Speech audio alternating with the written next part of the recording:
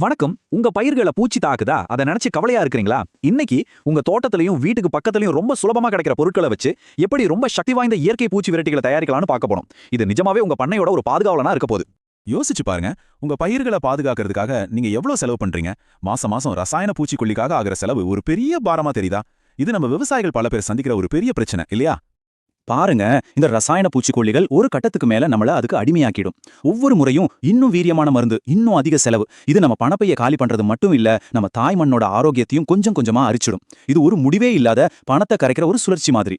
ஆனா கவலைப்படாதீங்க, இந்த பெரிய சவாலுக்கு இயற்கை கிட்டயே ஒரு அற்புதமான பதில் இருக்கு. நம்ம தேடுற தீர்வு ரொம்ப தூரத்துல இல்ல, நமக்கு பக்கத்திலேயே இருக்கு. நம்ம பயிர்களை பாதுகாக்கிறதுக்கு ஒரு அருமையான கவசத்தையே இயற்கை நமக்கு கொடுக்குது.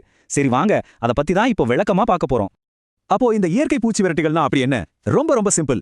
வேம்பு, நொச்சி மாதிரி மூலிகை இலைகளையும் கோமியம் மாதிரியான இயற்கை பொருட்களையும் வச்சு நாமளே தயாரிக்கிற ஒரு கரைசல் தான் இது. இதோட ஸ்பெஷாலிட்டியே என்னன்னா, இதுல ரசாயனம் துளி கூட கிடையாது, செலவும் கிட்டத்தட்ட இல்ல. ஆனா பயிர்களை சூப்பரா பாதுகாத்து மண்ணோட வளத்தையும் அதிகப்படுத்தும்.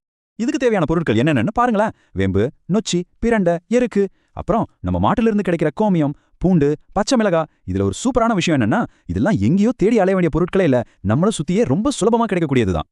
சரி வாங்க, இந்த எளிய பொருட்களை வச்சு எப்படி சில சூப்பரான ரொம்ப சக்தி வாய்ந்த கரைசல்களை தயாரிக்கலாம்னு பார்க்கலாம். இந்த செய்முறைகள் எல்லாமே உங்க விவசாயத்துக்கான ஒரு ஆர்கானிக் டூல் கிட் மாதிரி. முதல்ல மூலிகை இலைச்சாறு. இது ரொம்ப ஈஸி. நொச்சி, வேம்பு, எருக்கு மாதிரியான கசப்பான இலைகளை சேகரிச்சு நல்லா இடிச்சுக்கங்க. அது அப்படியே பசுவோட கோமியத்துல ஒரு 7 நாள் ஊற வைங்க. அப்புறம் அதை வடிகட்டி தெளிச்சா போதும். அஸ்வினி, இலைப்பேன் மாதிரி சார் உறிஞ்சும் பூச்சிகளுக்கு இது ஒரு சிம்ம சொப்பனம். அடுத்ததான் நம்ம பார்க்க போறது, பேரை கேட்டாலே சும்மா அதிர்து இல்ல, அக்னி அஸ்திரம். 10 லிட்டர் கோமியத்துல 1 கிலோ பச்சை மிளகா, 1 கிலோ வேப்பலை, 1/2 கிலோ பூண்டு, 1/2 கிலோ புகையில எல்லாத்தையும் சேர்த்து நல்லா கொதிக்க வைக்கணும். இது சாதாரண பூச்சி விரட்டி இல்ல, புழுக்களோட முட்டைகளை கூட விட்டு வைக்காது.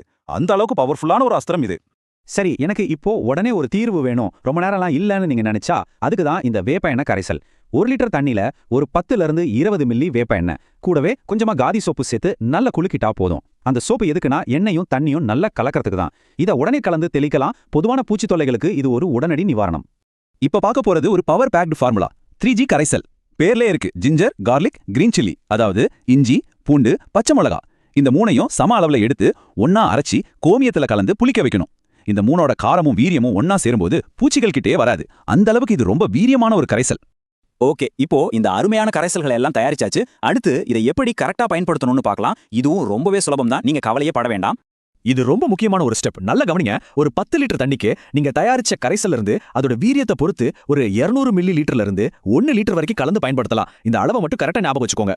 சரி, இதை எப்ப தெளிக்கணும்? ரொம்ப சிம்பிள். உங்க பயிர்கள்ல பூச்சி தாக்குதல் ஆரம்பிக்கிற மாதிரி தெரிஞ்சாலே போதும், உடனே தெளிச்சிடுங்க. ஆரம்பத்திலே கவனிச்சா பாதி வேலை மிச்சம், பலனும் அபாரமா இருக்கும். சரி, இப்போ ஒரு முக்கியமான கேள்வி வரலாம். இவ்ளோ மெனக்கிட்டு இதெல்லாம் எதுக்கு செய்யணும்? கடையில போய் ஒரு மருந்தை வாங்கிட்டு வந்துடலாமேன்னு தோணுதா? எதுக்காக நாம இந்த இயற்கை முறைக்கு மாறணும்? வாங்க அதுக்கான பதில பார்க்கலாம். இந்த ஒப்பீட்டை ஒரு நிமிஷம் பாருங்க. ஒரு பக்கம் ரசாயனங்கள், அதிக செலவு, சாப்பிடுற நமக்கும் தீங்கு, நம்ம மண்ணோட வளத்துக்கும் பாதிப்பு. ஆனா இன்னொரு பக்கம் பாருங்க, நம்ம இயற்கை விரட்டிகள். செலவே இல்ல, நமக்கு முழு பாதுகாப்பு, நம்ம மண்ணோட வளமும் அதிகமாகுது. இந்த வித்தியாசம் எவ்வளவு பெருசு பாத்தீங்களா?